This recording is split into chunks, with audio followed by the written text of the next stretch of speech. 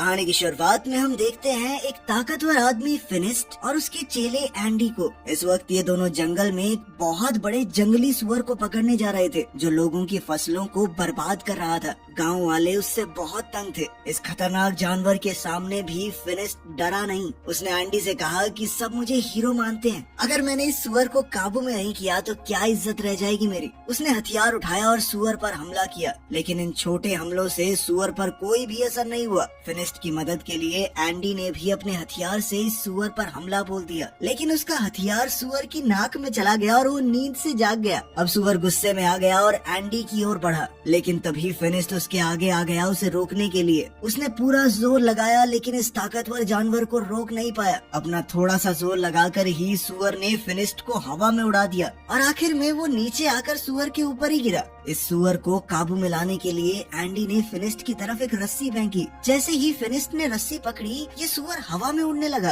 फिनिस्ट ने रस्सी को इस सुअर के दोनों पंखों और उसके सींग में बांध दिया, जिससे वो सुअर फिनिस्ट के काबू में आ गया और फिनिस्ट उसे अपने हिसाब से उड़ाने लगा। जल्दी ही वो उसे उड़ाते हुए गांव में ले गया। जब गांव वालों ने देखा कि इतने बड़े जानवर को भी फिनिस्ट अपने इशारों पे नचा रहा है, तो सब लोग उसके नाम की जय जयकार करने लगे। इन्हीं लोगों के बीच बाबा यागा नाम की एक जादूगरनी भी है। उसने फिनिस्ट से कहा कि अगर तुम इतने ही ताकतवर हो तो साबित करके दिखाओ। उसके घर के आगे एक बड़ा पत्थर पानी को रोक रहा है, तो उसने फिनिस्ट को पत्थर वहाँ से हटाने की चुनौती दी। फिनिस्ट ने कहा कि मैं बहुत बड़ी बड़ी मुसीबतों का सामना कर चुका हूँ और जादूगरनी ने उसे ये छोटा सा चैलेंज दिया है। वो अपनी बहादुरी के किस्से सुनाने लगा। याका ने कहा कि जब तक मैं अपनी आंखों से नहीं देखती मैं नहीं मानने वाली। ये सुनकर अब सब लोग हंस पड़े। फिनिस्ट गुस्से में अपने घर चला गया। उसे याका पर बहुत गुस्सा आ रहा था, क्योंकि अब उसकी बहादुरी की तारीफ करने के बजाय लोग उसका मजाक उड़ा रहे हैं। अब वो अपनी ताकत को सबके सामने साबित करना चाहता था, जिससे लोग फिर से उसकी वाहवाही करने लगे। एंडी ने सलाह दी कि ऐसा करने का एक रास्ता है। सामने जो टावर है ना, ऐसा माना जाता है कि वहाँ एक राक्षस ने एक बेहद खूबसूरत लड़की को कैद कर रखा है और वो लड़की एक राजकुमारी है।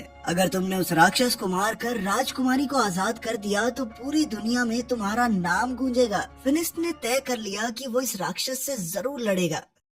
रात होते ही फिनिस्ट और एंडी उस टावर की ओर निकल पड़े। वहाँ पहुंचकर उसने देखा कि यहाँ पहले से ही कुछ योद्धा इस राक्षस को हराने आए थे, लेकिन वो लोग मशहूर होने यहाँ नहीं आए। वो तो राजकुमारी को बचाकर उससे शादी करना चाहते हैं। उन सब ने फिनिस्ट से पूछा कि अगर उन्होंने मिलकर राक्षस को हरा दिया तो राजकुमारी किसे मिलेगी। इस बात पर फिनिस्ट ने कहा कि मुझे नहीं चाहिए ये राजकुमारी, मैं तो बस यहाँ पे नाम कमाने आया हूँ। अलग जाकर फिनिस्ट ने एंडी को बताया कि वो उस राक्षस को अकेले मारना चाहता है, इसीलिए वो सुबह का इंतजार नहीं करेगा। ये कहकर वो टावर के अंदर खिड़की से चला गया। वहाँ पहुँचते ही फिनिस्ट को वो खूबसूरत राजकुमारी मिली। उसने फिनिस्ट से कहा कि क्या तुम भी मरने के लिए आए हो। फिनिस्ट ने कहा कि मैं तुम्हें बचाने आया हूँ। ये सुनकर लड़की भाग के अंदर चली गई। उसे रोकने के लिए फिनिस्ट ने उसका हाथ पकड़ लिया। राजकुमारी ने अपना हाथ छुड़ाया और एक पिलर के पीछे चली गई। तभी पीछे से एक सांप ने फिनिस्ट पर हमला कर दिया। फिनिस्ट इस सांप से लड़ने लगा। तभी फिनिस्ट को समझ आया कि ये कोई आम सांप नहीं है, बल्कि उस राक्षस की पूंछ है जिससे लड़ने वो यहाँ आया है। ये देखकर उसने पहले तो राक्षस पर खूब हमले किए, लेकिन जब कोई वार काम नहीं आया तो फिनिस्ट ने उस राक्षस की दुम यानी उसके सांप वाले मुंह को हाथ में पकड़ लिया और अपनी पूरी ताकत से इस सांप के मुंह को चीरने की कोशिश की। लेकिन जैसे ही फिनिस्ट ने उसका मुंह अपने हाथों से खोला, सांप ने फिनिस्ट की आंखों में थूक दिया और अब फिनिस्ट को नजर आना बंद हो गया। वो अंधा हो गया। अंधा होने पर भी फिनिस्ट ने हार नहीं मानी और अपने पैर से टटोल कर अपना हथियार ढूंढ लिया। अब फिनिस्ट ने दोबारा उस राक्षस पर हमला किया, लेकिन वो राक्षस गायब हो गया। फिनिस्ट ने इतने हमले किए कि टावर टूटने लगा। टावर टूटने के शोर से सभी योद्धा भी जाग गए। वो सभी टावर से गिर रहे मलबे के पास आए। इन योद्धाओं को न राजकुमारी दिखी न ही राक्षस, बस दिखा तो मलबे के नीचे दबा हुआ फिनिस्ट, जो धीरे धीरे उठ रहा था। जब एंडी को पता चला कि फिनिस्ट अपनी आंखें खो चुका है तो वो उसे वहाँ से ले जाकर घर छोड़ आया। फिनिस्ट अपनी आंखों को खोकर बहुत गुस्से में था। वो बहुत चिड़चिड़ा हो गया था।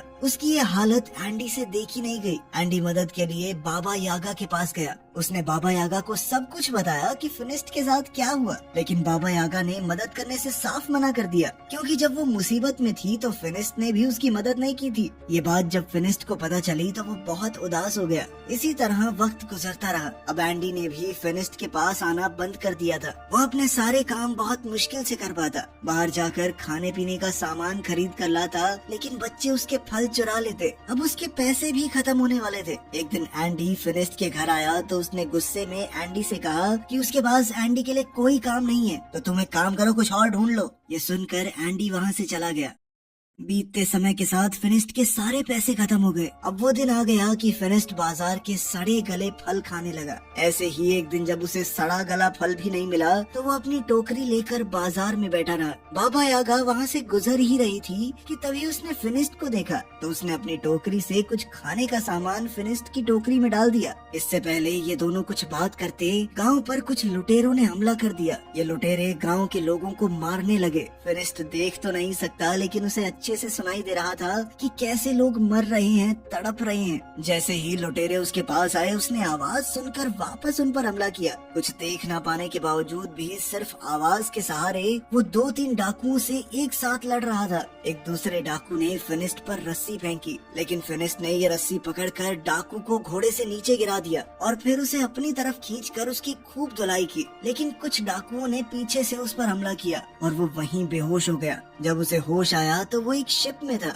उसकी गर्दन और हाथों को एक लकड़ी में बांधा गया था। इस जहाज में बाबा यागा और गांव के काफी सारे लोग भी थे। फिर हमने देखा कि एंडी भी यहाँ है। वो जहाज में आजाद घूम रहा था। बाबा यागा ने पूछा कि तुम आजाद कैसे घूम रहे हो? तो उसने कहा कि मैंने इन डाकुओं को यकीन दिला दिया है कि मैं इनकी तरफ ही हूँ, मैं इनकी मदद करूँगा। साथ ही वो गाँव वालों के ऊपर डाकुओं के लिए नजर भी रखेगा। एंडी के पास इस वक्त एक सोने का चिराग है जो उसने डाकुओं से चुराया था। उसने कहा कि वो इस चिराग को बेचकर खूब पैसे कमाएगा। जैसे ही एंडी ने इस चिराग को रगड़कर साफ किया तो उसमें से एक जिन बाहर निकला। उसे देखकर सब घबरा गए, यहाँ तक कि एंडी भी। नीचे का शोर सुनकर एक डाकू वहाँ आ गया, लेकिन जिन ने इस डाकू को मारकर ऊपर फेंक दिया। जब जिन एंडी के पास गया उसकी ख्वाहिश पूछने, तो एंडी ने कहा कि वापस चिराग में चले जाओ, और वो जिन दोबारा से चिराग में चला गया। ऊपर से एक डाकू आया और एंडी के गले पर तलवार तान कर अपना चिराग उससे वापस ले लिया, और कुछ ही देर में ये जहाज अरेबिया पहुंचा। गांव से लाए हुए सभी लोगों को गुलाम के तौर पर बेचने के लिए खड़ा कर दिया गया। वहाँ एक नकाबपोश आदमी आया और उसने फिनिस्ट, बाबा यागा और एंडी को खरीद लिया। वो उन्हें अपने महल में ले गया। वहाँ पहुँचते ही सभी लोग इतना बड़ा महल देखकर हैरान रह गए। इस महल में रोबोट काम कर रहे थे। हालांकि ये बहुत ही पुराना जमाना है। तभी उस आदमी ने अपने चेहरे से नकाब हटाया। उसने कहा कि हैरान मत हो, मैं एक साइंटिस्ट हूँ और ये सभी रोबोट उसी ने बनाए थे। इस आदमी ने बताया कि उसने और भी बहुत सी मशीनें बनाई हैं जिससे इंसानों का काम आसान हो सके।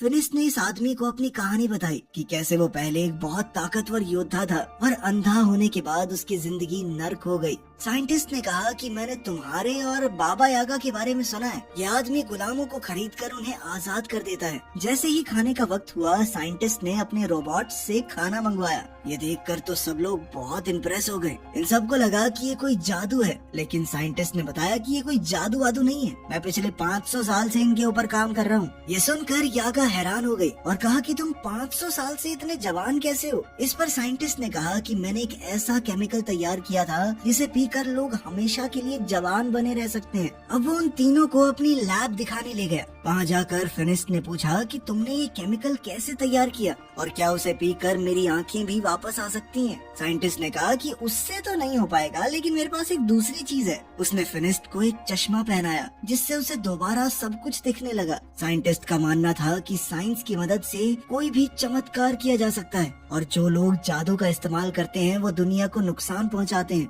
और इन नुकसान पहुंचाने वाली चीजों को खत्म करने के लिए ही उसने एक मशीन बनाई है। अपनी बात को साबित करने के लिए उसने वो चिराग निकाला जो उसने लुटेरों से खरीदा है। यागा ने कहा कि ये खतरनाक हो सकता है, लेकिन साइंटिस्ट रुका नहीं। उसने चिराग को घिसा और उसमें से जिन निकला। उसने अपनी मशीन चला दी जिसने जिन को अपने अंदर खींच लिया, जिसके बाद उसने कहा कि देखा, मेरे आविष्कार ने जीनी को खत्म कर दिया। उसी रात साइंटिस्ट को पता चला कि पास की एक पहाड़ी पर एक राक्षस है जो आम आदमियों को नुकसान पहुंचा रहा है। साइंटिस्ट ने कहा कि उसे तो पकड़ना ही होगा। जब ये बात फिनिस्ट को पता चली कि इस राक्षस का शेर जैसा मुंह है और सांप जैसी दुम, तो फिनिस्ट तुरंत समझ गया कि ये तो वही राक्षस है जिसने उसे अंधा किया था। फिनिस्ट ने साइंटिस्ट से कहा कि मैं भी साथ चलूंगा, मुझे उस राक्षस से बदला लेना है। लेकिन साइंटिस्ट उसकी जान को खतरे में नहीं डालना चाहता। इस पर फिनिस्ट ने कहा कि आपने मेरी मदद की है, इसलिए मैं भी आपकी मदद करूंगा। इसके बाद साइंटिस्ट ने फिनिस्ट को एक गैजेट दिया जिसे अगर राक्षस के पास रखा जाए तो वो खुद ही उसमें कैद हो जाएगा। रात को बाबा यागा इस साइंटिस्ट की लैब में घुस गई।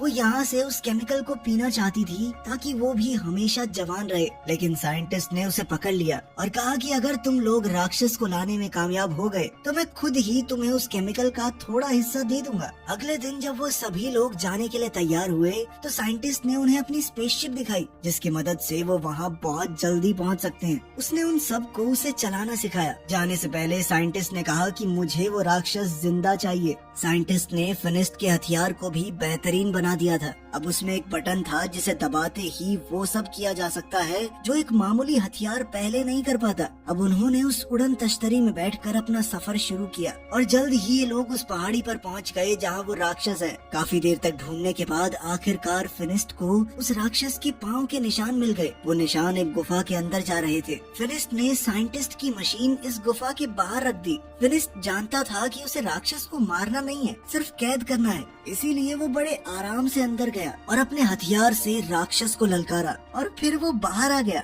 जैसे ही वो बाहर आया तो उसका सर एक पेड़ से टकरा गया जिससे वो वहीं पर बेहोश हो गया। राक्षस भी गुफा से बाहर निकल आया। इससे पहले राक्षस फिनिस्ट को कुछ नुकसान पहुंचाता, बाबा यागा ने जल्दी से उस मशीन को एक्टिवेट कर दिया। उस मशीन के अंदर से बहुत सारी चेन बाहर आई और राक्षस को खींचकर अंदर ले गई। फिर यागा ने लिवर दोबारा से दबाया और मशीन बंद हो गई। कुछ ही देर में फिनिस्ट को भी होश आ गया और अब वो सब लोग मिलकर वापसी का सफर करने लगे। सफर बहुत लंबा था, इसीलिए ये लोग रात को बीच रास्ते में ही आराम करने लगे।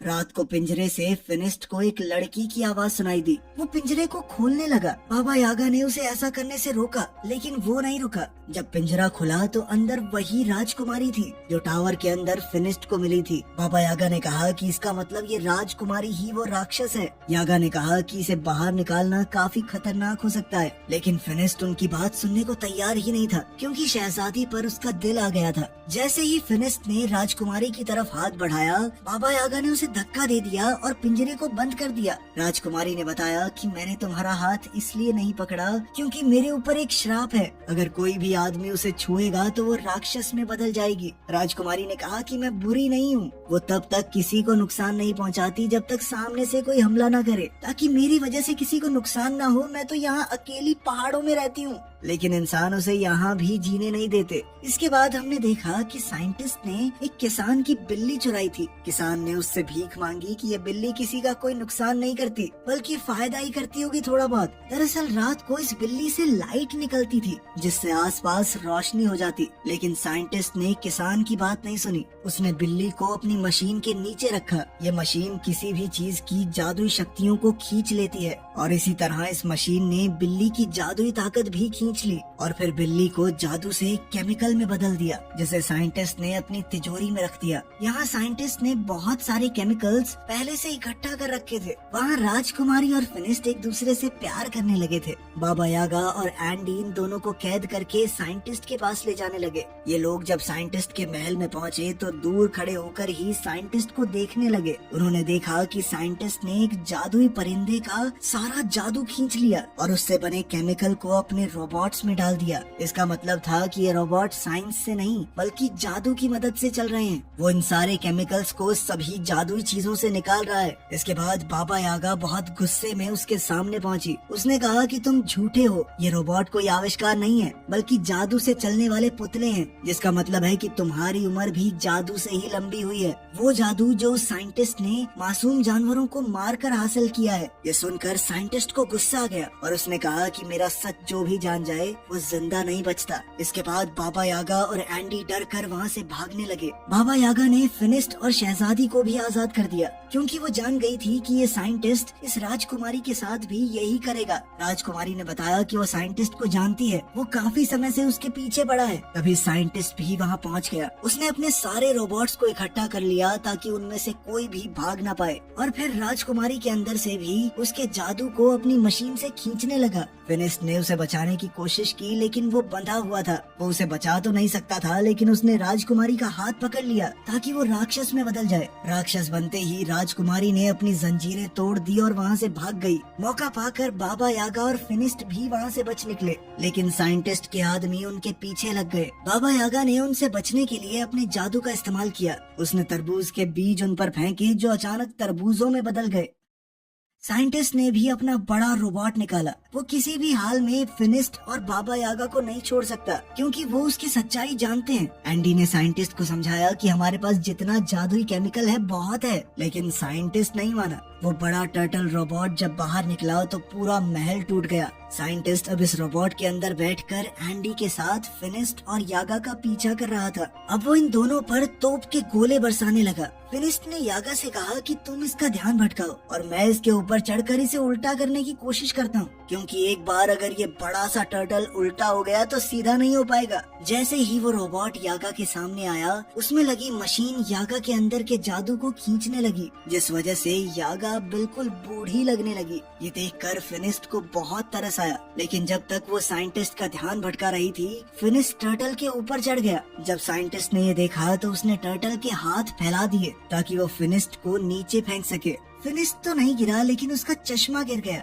अब उसे दिखना बंद हो गया था। बाबा यागा ने जैसे ही ये देखा तो वो फिनिस्ट की मदद करने लगी, उसे बताने लगी कि कैसे लड़ना है, कहाँ जाना है। इतनी ही देर में राक्षस बनी हुई वो राजकुमारी वहाँ आ गई। उसे देखकर साइंटिस्ट डर गया। वहीं फिनिस्ट ने टर्टल के गले में जंजीर बांध दी और उसे उल्टा करने लगा, जिसके बाद टर्टल के अंदर मौजूद सारा जादुई केमिकल नीचे गिरने लगा। साइंटिस्ट ने अपने जादुई पंखों से वहाँ से बच निकलने की कोशिश की, लेकिन उसके जादुई पंखों ने काम नहीं किया और वो नीचे उस जादुई केमिकल में गिरकर मर गया। वहीं फिनिस्ट भी अब थक कर बेहोश हो गया था। राजकुमारी उसे वहाँ गिरा हुआ देखकर रोने लगी, क्योंकि उसे डर लग रहा था कि इसे कुछ हो तो नहीं गया। वो फिनिस्ट से सच्चे दिल से प्यार करने लगी थी। जैसे ही शहजादी के आंसू फिनिस्ट की आंखों में गिरे तो उसे अचानक ही होश आ गया, साथ ही उसकी नजर भी वापस आ गई थी। फिनिस्ट ने उससे अपने प्यार का इजहार किया और हमेशा राजकुमारी के साथ रहने का वादा भी, लेकिन राजकुमारी ने कहा कि अपने श्राप की वजह से मैं तुम्हारे साथ नहीं रह सकती। फिनिस्ट उदास हो गया और अपने बाकी साथियों के साथ गाँव वापस आ गया, लेकिन अभी भी वो राजकुमारी की याद में खोया हुआ था। जब बाबा यागा दोबारा जवान होने का रास्ता ढूंढ रही थी तो उसे राजकुमारी के श्राप को तोड़ने का तरीका भी मिल गया। वो खुशी से फिनिस्ट के पास गई और ये खुशखबरी उसे दी। उसने बताया कि ये श्राप शहजादी को जानबूझकर दिया गया है, इसमें उसकी कोई गलती थोड़ी है, और अब उनका अगला काम राजकुमारी के श्राप को काटना ही होगा। लेकिन वो शायद इस मूवी के अगले पार्ट में दिखाया जाएगा, जो कि अभी आया नहीं है। वीडियो पसंद आई तो लाइक कर देना, चैनल को सब्सक्राइब कर देना और 1 मिलियन जल्द